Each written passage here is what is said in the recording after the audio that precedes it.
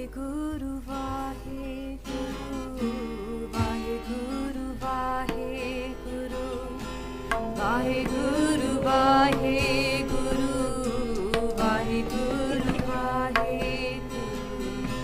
WhyGuru. Constitution of India is put into charge, yeah? So when was this? Like a couple of days ago. 65th anniversary of India was celebrated. Okay? So, Republic Day, yeah?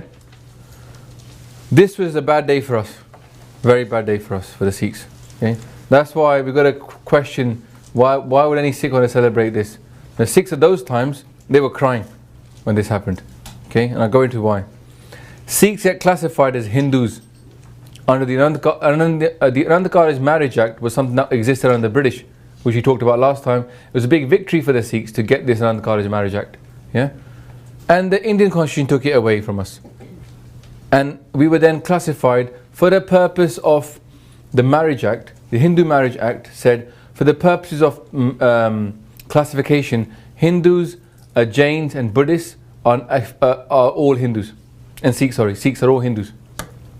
It's like, what happened in the Marriage Act? Gone. Now it's a Hindu Marriage Act. We're all under that. So the Sikhs actually refused to sign this constitution. Let me hark back to Gandhi's words. Congress will never accept a constitution that is not acceptable to the Sikhs. Here a constitution is put forward to us. We refuse to sign it. It's ratified anyway. Okay. Punjab is not given its state language of Punjabi. This was a key point for the Sikhs. The whole point of India was that the federal government would divide states linguistically. Okay, Karnataka, right, Maharashtra, all these states are basically based upon culture and language. People speak different languages there. Yeah, because they know that India is full of different religions. So they decided to go for culture. Okay, Tamil Nadu, they speak Tamil. Okay, Haryanavi, yeah, Kashmiri. But why did Punjab not get Punjabi? The only state, I'm going to go into this. This is Hukam Singh underneath, yeah? He's Sikh representative. He declared to the assembly and constituent assembly, this is like the MPs at that time, he says this, look, he goes, look, naturally, under these circumstances, as I've stated, the Sikhs feel utterly disappointed and frustrated. They feel they've been discriminated against. Let it not be misunderstood that the Sikh community has agreed to this constitution. Okay? I wish to record an emphatic protest here. My community cannot subscribe its assent to this historic document. Because it's historic, it's going to be going down in history, it's going to be there forever. Yeah? And Sikhs said, we do not agree to this at all. So this is Republic Day for us. Okay? They're very upset about this. So in 1956, okay, when the states are formally organized in India, because it takes time, they set the constitution up and they went about doing all the little bits and bobs. Sikhs weren't happy then, they were even less happy in 1956. Because then, there was no linguistic state of Punjab. Okay? No state where it was said, okay, in every school, every village, every thing, the main language here will be Punjabi. It was just said to be Hindi there. Sikhs were like, what do you mean? In Punjab, you're going to start teaching people Hindi as their first language? Okay? 75% of the water, okay, available to Punjab was being diverted to other states. Punjab is, Punjab, 5 rivers. Okay? It's got loads of water used in agriculture. But the water is now being taken away. So over time, obviously, the wells will get deeper, won't they? Water table will start going lower and lower because people need water. 70% of the revenues raised by Punjabis, yeah, by Punjab taxes for development of Punjab, should have been developing Punjab, is now sent to other states to develop other states. So Punjab is now subsidizing development of other states, but their own state is not. Okay? Central investment in Punjab was less than 1% of the investment budget. This is the lowest of any state in India. And yet Punjab is one of the most highly taxed states. Tax it the most, invest it in it the least. Don't give Punjabis Punjabi as their first language. What's going to happen if the Sikhs all in Punjab learn Hindi first at school? If all the teachers talk to them in Hindi, all the books are in Hindi, they learn Hindi, what's going to happen to them when they go home? They're going to grow, in the school they speak Hindi. Yeah? So their mates are going to be speaking Hindi. And when they're with their mates, at home they speak Punjabi, where their mates speak Hindi. As they get older, they go out with somebody, they get married, they speak to their wife in Hindi. Then when they speak around their kids are not speaking Hindi. So in 3 generations, who speaks Punjabi? That was the plan. Okay? Sikhs were very upset about this. Very, very upset. Be under no illusions, yeah? This was a massive issue for the Sikhs. Okay? There was restrictions imposed upon the recruitment and promotion of Sikhs in the armed forces. Okay? India has 2% of India's population is Sikhs. So they were saying, well, only 2% of the generals, 2% of the soldiers should be Sikhs. Now you might say, well, that makes sense, right? If you're looking at it from the outside, but this was a massive problem for the Sikhs, because traditionally in Punjab, when you had land-owning farmers or whatever, what they would do is one son would look after the land, and the other sons would join the army. Okay, so we were heavily into the army, right? And it's kept Punjab relatively stable as well, because you know you can just get other sons can go off, they can have an income and have a career in the army rather than have to split up the land. Because if you got land that gets split up by into two brothers, and then later on it becomes smaller and smaller, you can't farm it. It's too small to farm. Okay, each family can't survive. So this was a stable system, you know, and it affected the Sikhs disproportionately. And effectively, this law was made to malign the Sikhs. Okay. And Sikhs were really upset about this. Obviously, they didn't feel this was independence. Okay, they felt they really were pretty much under the British, still under the Indian. They were being discriminated against. So the Punjabi Suba Movement, the aim was a state with Punjabi as its main language. It's not a big aim, is it? And yet, it took ages to get this, ages and ages to get a state with Punjabi as its first language. Okay. And it was done by census. How the Indian government ran it was run it by census. Now, census is done by you filling out a form. Someone comes to your door and says, "Excuse me, can I fill out this form?" Okay, and you write out your documents, and then they go back and they collate it, and they go, in this village, there's these many people speaking the language, in this village, these many people speaking the language. Okay, and it became, and what they did is the RSS and the Arya Samaj and the RSS, they made this into a Hindu-Sikh struggle. Okay, they claimed, they told people, look, if you make a state, if you say you speak Punjabi as your first language, they're going to make a massive country here for the Punjabis, and they're going to end up taking it off us.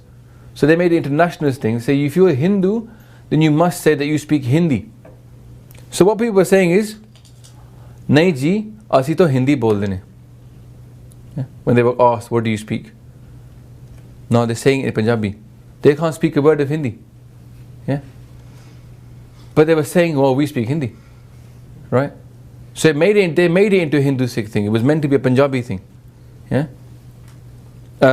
So they maligned us on religious. It was divide and rule. Same thing. It wasn't about making things about culture. It became about only with Sikhs. This, by the way, yeah. 12,000 Sikhs are arrested for peaceful demonstration in 1955. And to give you the context, right? We talked last week about Ahmad Shah Abdali attacking. But before that, you know, we talked about Ahmad Shah Abdali attacking, destroying Harimandar Sahib. Harimandar Sahib was attacked by the Abdalis, yeah, before him as well, okay, and after him as well, right? And finally, in 1955 also, okay, the Indian troops entered at that time as well into Harimandar Sahib to quell a morcha. So we got to remember that you know, when Sanjay Nair Singh, those guys were there, they remembered that it's not the first time the armies entered the Parikrama, yeah. 26,000 people are arrested in 1960. This is not a small movement, yeah? There's millions of people involved in this. People are courting arrest. In 1966, this is what happens, okay? In the end, after the Punjabi Suba Movement, this is the Punjab that they give us. Okay? Punjab is then divided into Haryana, Himachal Pradesh and Punjab.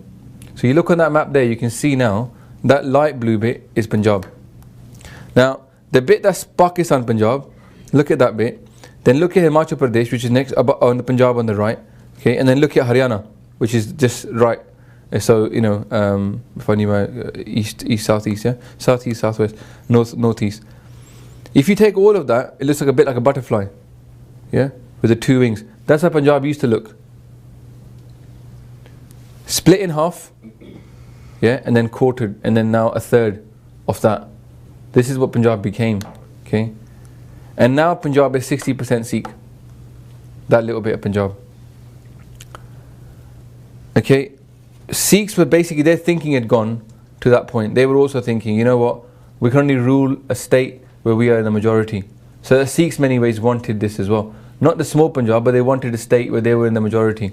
The problem was, okay, that many majority Sikh areas were kept in Haryana anyway, in Himachal Pradesh. So if you look at that line, the whole idea was that all the areas that majoritarily Sikh fall into Punjab, so that the Punjab population was even higher. But they didn't want to make it too high, 70%, 80%. They kept it at 60%. Yeah, they still left. They still broke the agreement, okay, on the border areas. And in Haryana, right, it wasn't like the first language was Hindi, second language was Punjabi. At one point in Haryana, the second language was Tamil. So if you were a Punjabi in Haryana now, right, you had to learn Hindi at school, because that was the state. The second thing, you couldn't then speak Punjabi next. You couldn't say, oh, well, like over here you might learn English and then French as well. No, you had to go and learn Tamil. Why? They didn't want Punjabi there. This is anti-Punjabi and effectively anti-Sikh movement. Yeah, the Hindus were told, you can live without Punjabi. Who needs it? It's like Pakistan. Yeah, Punjabi is under attack in Pakistan, right? The Pakistan government want everybody to speak Urdu. Many of the Punjabis in Pakistan actually have a lot of respect for the Sikhs because they've kept Punjabi alive. They can't over there. Yeah, many of the politicians in Punjab, in Pakistan, they speak Punjabi all the time. The news are in Punjabi, but yet all the official stuff is in Urdu. Yeah, so this became a Hindu-Sikh, anti-Sikh movement effectively to deny us rights. Now, one of the things happens. Yeah, this is a bit of a shock to the Sikhs because they weren't expecting this. Chandigarh is a shared capital of both Punjab and Haryana. Just put your hands up if you knew that. Okay, again, like most of you guys did, yeah. It's not the capital of Punjab, it's the capital of both Haryana and Punjab. And because of that, it's then called Union Territory.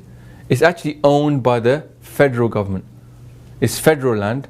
Okay, when you enter Chandigarh, you're not in Punjab anymore.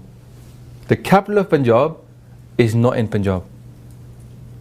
Yeah, just to make that. Imagine you're trying to give people autonomy, experience the glow of freedom, take away as much of their land, take away their power, and then don't give them their own capital. And guess what the language is of Chandigarh then? Hindi. Yeah, my cousins. No, it's Union Territory. You cross over from Union Territory into Punjab. Mohali is in Punjab, yeah? But Chandigarh is not in Punjab. This is the only state in the whole of India that has this. Obviously Haryana is part of it. But no other place has this. No other place has to fight for their linguistic rights. No other place India has to have a Union Territory capital. Punjab gets it. Okay? And when they have Hindi, or obviously people do speak Punjabi, but now if you watch news of these, if you watch any of the news of politicians in Punjab, when they're talking in the Punjab Assembly and stuff, they're speaking Hindi. Yeah? So the politics is done in Hindi. My cousins who grew up in Chandigarh, because it's like the state capital, obviously all the rich people had migrated there, right? And they all speak Hindi. Over there. They speak Punjabi at home maybe, but everything is done in Hindi. Yeah? So it's killing the intelligentsia, innit? And the business is being killed away from the language. They want to break the language for one reason, because they know that Gurmukhi is written in Punjabi and it's linked.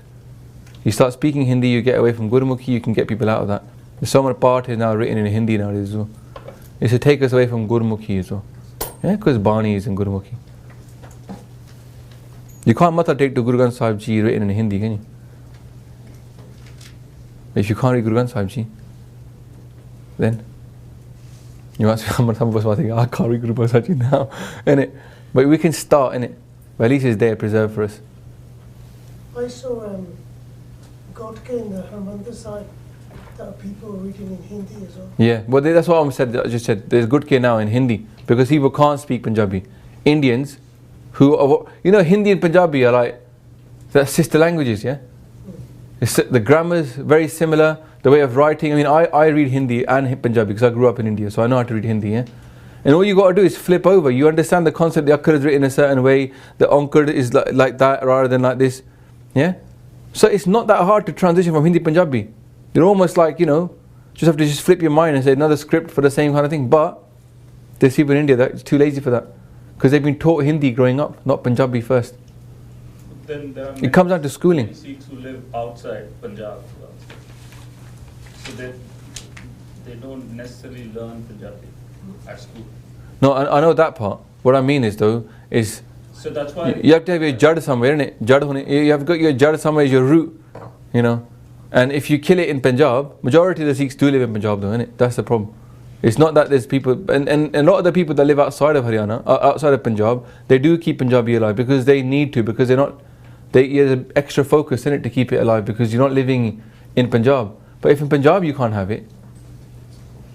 Anyway, the government keeps control. Listen to this, yeah, because remember it's supposed to be a federal government.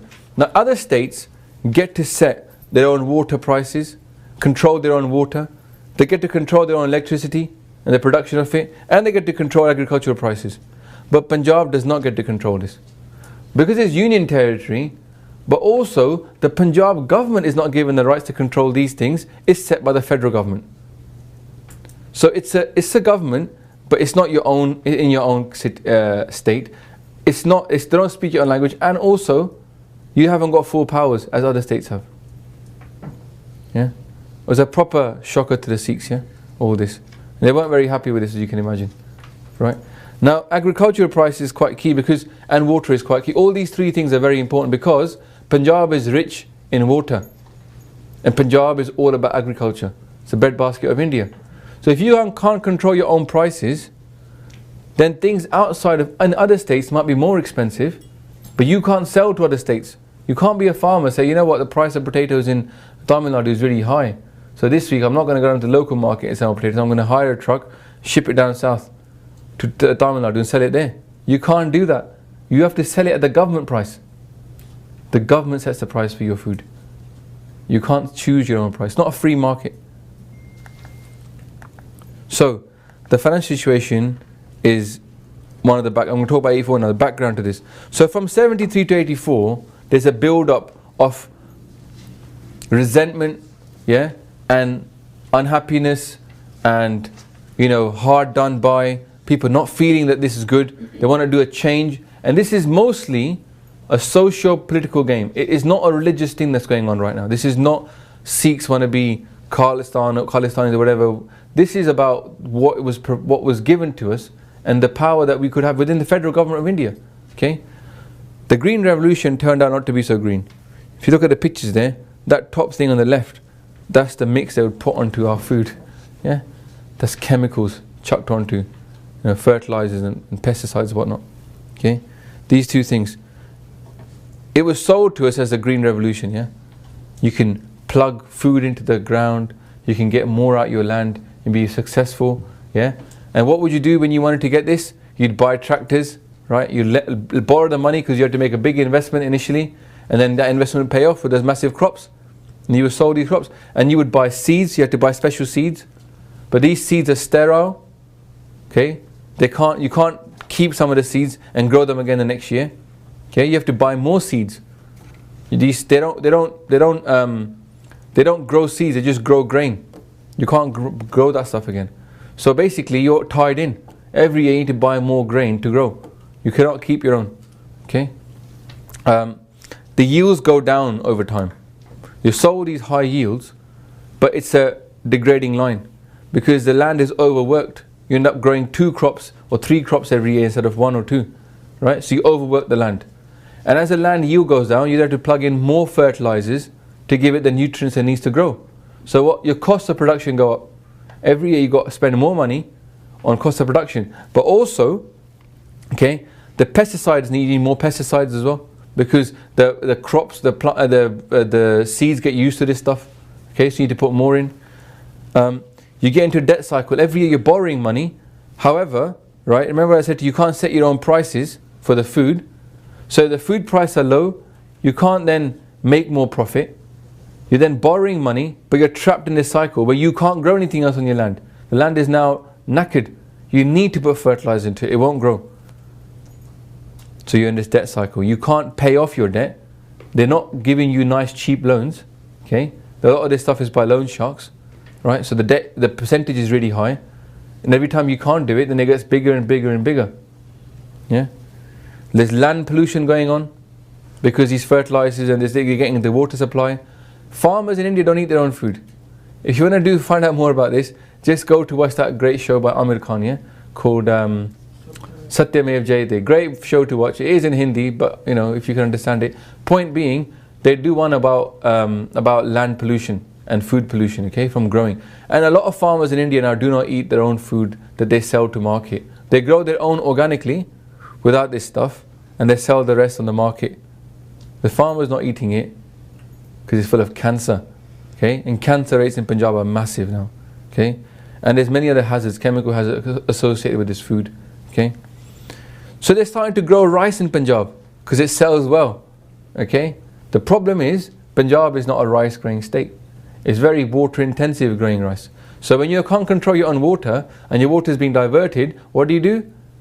Yeah? You borrow money, right, and dig a big bore well with electrical pump to pump the water up. So you keep lowering the water table because you start draining the land of water, okay? And you do that because you want the money, but then again, you're trapped, you borrowed money, then you're going to get more and more trapped into that repayment cycle. Water is still being taken away by the states. Agricultural price setting is by the centre. The farmer is basically unable to focus on the political situation, what's going on. Yeah, they're too stressed about what's going on in their farm. It's all kind of planned. You plan to get people so stressed out, so messed up that they're committing suicide rather than deal with what's going on at a political level to change some of these things. Okay, so this is the backdrop. This is the backdrop to what comes later on, okay, with the Anandpur Sahib Resolution. Okay. Also, being part of the Indian government and the RSS being the Nationalist Hindu Front, they're also defaming Sikhi massively. Okay, so not only are you being attacked economically, waterly, everything, linguistically, but also at a religious level, we're being attacked. Okay, here's a picture, okay, of a cow, right, giving Amrit, milk. Okay, and all the gurus are inside the cow. Okay, so the holy cow and the gurus are believing in the holy cow. Right? It's a common thing. They were painted as Hindus. The gurus were just Hindu reformers that were created to fight the Mughals. Very common thing. Just like a lot of Muslims nowadays will come up and say, you know, I think Guru Nanak Dev Ji was a Muslim. Now, we face it a lot here in this country, but in Canada they're all very much in peace. Yeah, but last week one of the Penji I met when I was out there, she did a talk and I helped her with the presentation. And in the talk is a multi-faith event, yeah. And the two of the Muslim people came up to her and said to her, "We heard that Guru Nanak Dev Ji was a Muslim, yeah, or we had a Muslim Anchola." So the prachar that they're doing is like that, yeah, trying to say that Guru Nanak Dev Ji is a Muslim. These guys in the opposite prachar, the Guruji was a Hindu. And it's an arm thing now to hear from Hindus in India. But you were just created to fight the Mughals. You don't need to fight the Mughals anymore, they're gone. So come back.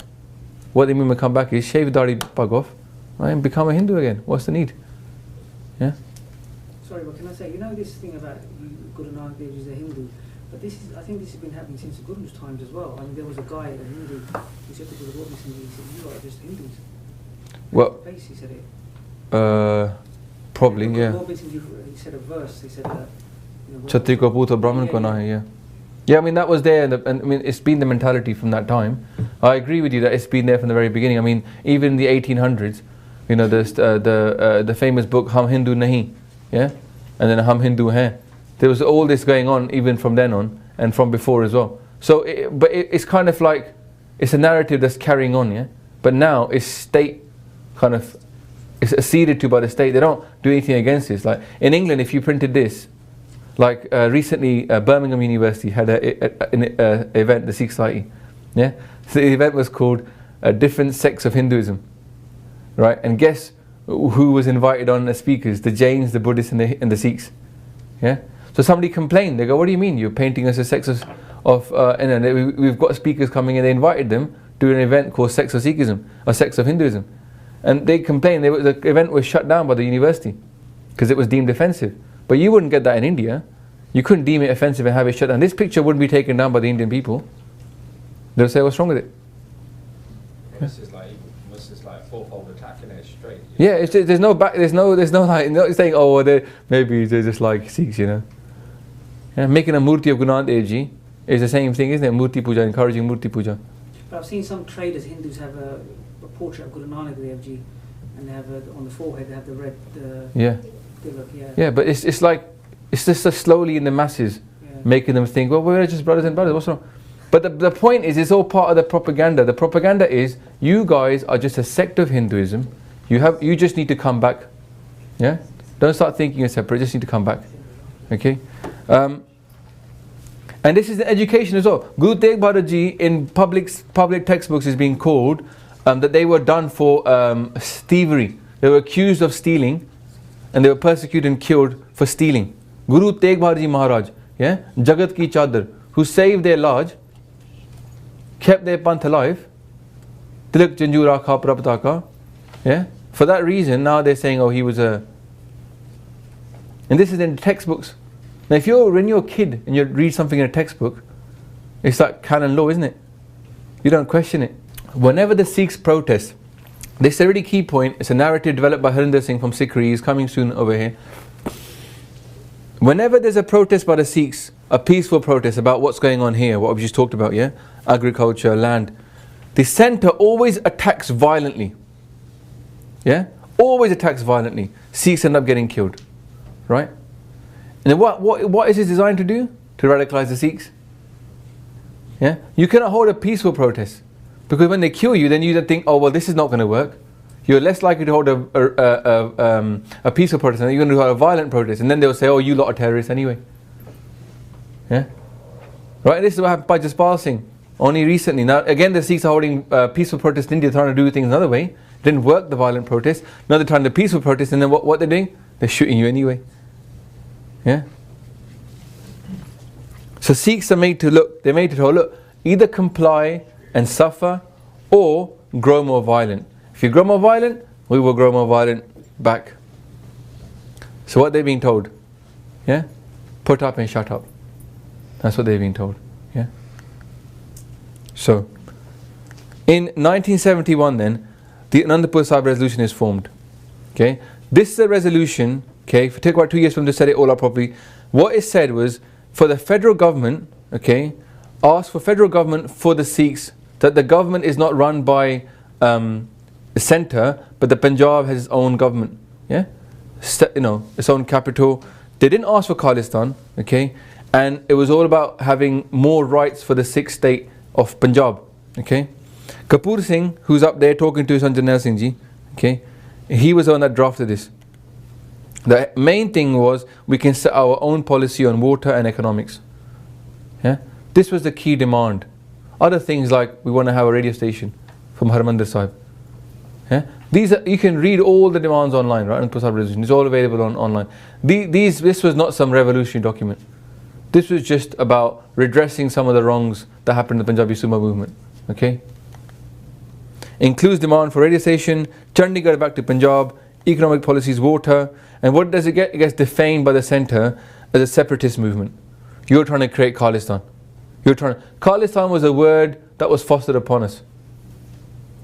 Sikhs might have said Khalsa Raj. The word Khalistan was given to us. You guys are Khalistani. Yeah. In 1978, this is what happens. This is again part of the whole RSS idea of maligning Sikhi. Yeah? Okay, these guys, Nakli Nirankaris, headed by this guy called Gurpachan Singh, who's like the whatever Satguru. Yeah, these guys are like crazy. They're state-sponsored sect basically. Okay, they're given a lot of money by the state. They're allowed to hold big events. It's a crazy philosophy. There's all kinds of orgies involved in this. They're like, oh, God is Nirankar, so what happens in the real world, He's not concerned by. So we can do whatever we like, free love. It's like whatever. Anyway, the point of it is that he was maligning Guru Granth Sahib Ji.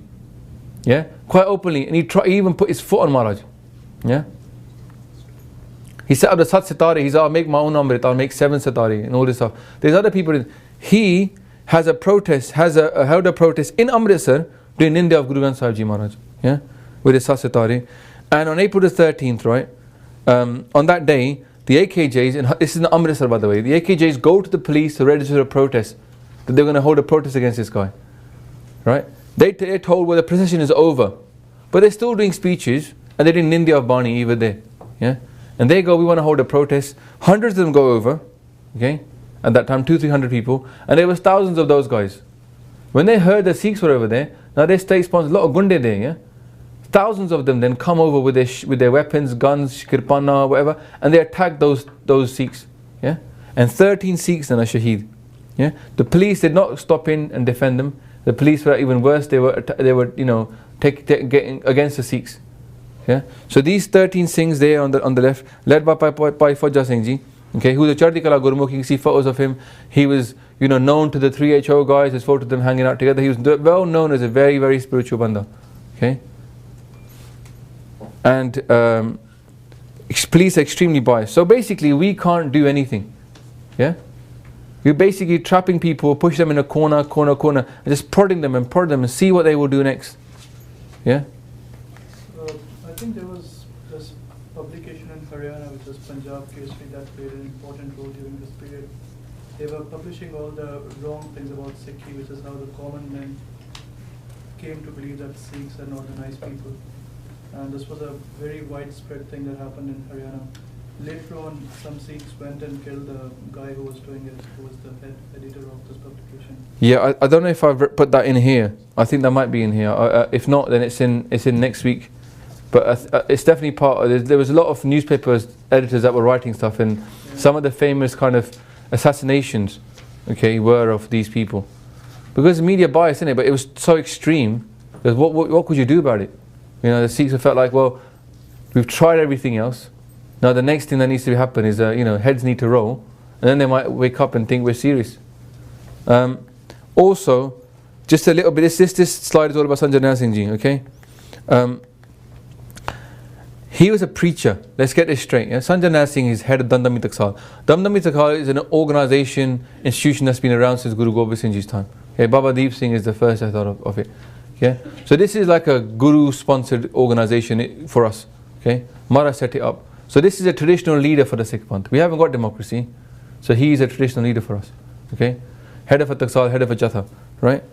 His main thing was preaching Bani, and he's trying to stop people getting into alcohol, porn, cutting hair. Very prevalent in Punjab at that time. Dirty cinemas all over the place. People are depressed, right? Very depressed with all the problems economically. Yeah? There's no investment coming in, tax being, water getting. They say, what do? With the depressed people, flood them with alcohol shops, flood them with pornography. Yeah, anti-defaming Sikhi. So what's going to happen? Obviously, there's going to be marital violence. There's going to be all this kind of stuff going on, right? Ruin the society around it. Yeah. So he was all about, look, let's Sikhi Sudaro. Let the Sikhs sort themselves out. Yeah, and then we can actually start doing something. Okay. He spoke about the political situation, about what's going on. He never openly, or if you talk to him, never asked for Khalistan. He wanted to sort the problem out. Okay. Talked about police brutality quite a lot. There was a lot of police brutality, which was in the previous slide, but there was massive amount of police brutality, okay, going on, right? And his main situation was, look, if the police are doing this, if they're raping your daughters, if they're causing things to happen, if they're disgracing your panth, if they're letting Guru Granth Sahib's troops being burnt, then do something about it. He goes, you do something and come to me and I'll protect you. But don't just be out there, right, and keep coming to me to ask you for help. Okay, do something yourself. He goes, you know, in your villages, keep 2 Monday. Yeah, keep a motorcycle, keep an AK-47, right? Be armed. You're Sasatari, you're being given the right by Guru Gobind Singh Ji. Just like Gandhi was saying, you got Shastras. He's saying keep Shastras alive. Now in 1982, okay, Akali Dal, which is the Sikh political party, adopts the resolution based upon the Anandpur Sahib Resolution, okay, as part of this new morcha called Dharam Yudh Morcha. Okay, Dharam Yudh. Dharam means righteousness, Yudh means the battle for righteousness, yeah? They wanted justice. You might call the movement for justice, yeah. And it starts in 1982. Masses and masses of people court arrest, yeah. But before there was thousands, we're talking 50, 60,000 people sometimes are courting arrest. Okay, you can Google more about it online. Just to say, he was not some radical person, fringe person. Yeah, he was not a fringe person. very popular amongst the Sikh community, okay, as a whole, right? He may have been radical to those city Sikhs living in Chandigarh who were exposed to state propaganda, speaking Hindi or living in Delhi. But to the people in Punjab who spoke the language and understood the Bani and understood what he was on about, he was speaking the truth. Okay? Sanjana Singh Ji, Harcharan Singh Longowal, very famous guy there, Jatha Jagdev Singh Talwandi, all these people agree upon the resolution of the Dharam Yudh Morcha. So Dharam Yudh Morcha is a widespread agreed practice that the Sikhs want to have certain demands very much along the lines of what Anandpur Sahib Resolution was talking about.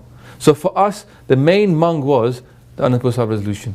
Okay, and this Morcha is a movement designed to get that. So we're going to keep on courting arrest until we get these implemented. We're not going to just talk about it anymore. We're not going to flip out saying, oh, well, maybe we didn't get it, We are now going to do whatever we can to get these implemented. Okay, that's what a Morcha is. It gets worse and worse if your demands are not met. Not worse and worse in terms of things, but you caught even more arrest. And when they weren't being listened to, when they were kept getting defamed as a Khalistani movement, in 1984 they decided, right, what we're going to do now is we're going to deny all food to India. We're going to stop all the grain going out of India, out of Punjab. And not only that, we're going to deny all the taxes going out of Punjab as well. Yeah, desperate times, desperate measures. Again, it's still peaceful. Okay, denial of food and taxes. Okay, it might be illegal, but it's not violent.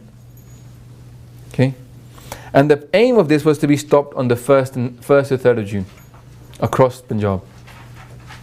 And remember, this was the whole of Punjab was going to get involved in this. It proves it wasn't a fringe leader if they could organize all the farmers in Punjab to stop the grain going out of Punjab. Yeah, and the taxes. The state government, all this stuff was involved. So, put this paper there. Here's the background to 84. Now just hold that in your thought for a second. This is building up. Just to give you a background now on Indira Gandhi. Because a lot of people don't know this background. You've got to understand what was her view towards the Sikhs as well. Okay? Now, there's a great book by Rohinton Mistry called A Fine Balance. Yeah? It's worth reading. It's pretty much concerned with Indira Gandhi's crazy measures. Okay? Because she was a bit dictatorial. Her main focus, her policy for trying to stop, the poor population of India was to just sterilize the poor, yeah, from having any more kids. Yeah, it's called Nasal Band, yeah, snip, and it was forcible. People would say, "Oh, we've got some jobs for you." You read the book. Oh, we're going to go to some farm. We're all going to go farm over there. You're going to get paid £20 or whatever a day, yeah, for 2 weeks. They'd all get on the buses, ship out there. When they got there, first thing you've got to do, get snipped. And you have to get snipped. People getting snipped twice because they weren't allowed to get away with it. Like they would say, oh, you must not be none. Put him in again, doesn't matter. They got figures to tot up. People given figures, you must, yeah, get these many people sterilized. They were given prizes like you get a bucket for sterilization. It's ridiculous, yeah. And this is going on, and people don't realize this is going on in India. Okay. Also, she was convicted of electoral fraud. Yeah, it makes you wonder, innit, why Thatcher was so keen to be seen by her. Yeah, she was a dictator effectively. It was a democracy, but she wasn't allowed to function like a democracy. Okay, she's convicted of electoral fraud. Okay, she was about to be kicked out as prime minister. So what did she do? Emergency. What emergency? Oh, she's going to lose power. That's the emergency. So she banished government. There was no more MPs, no more nothing. She was in charge. In a state of emergency, she was a dictator. She took over India.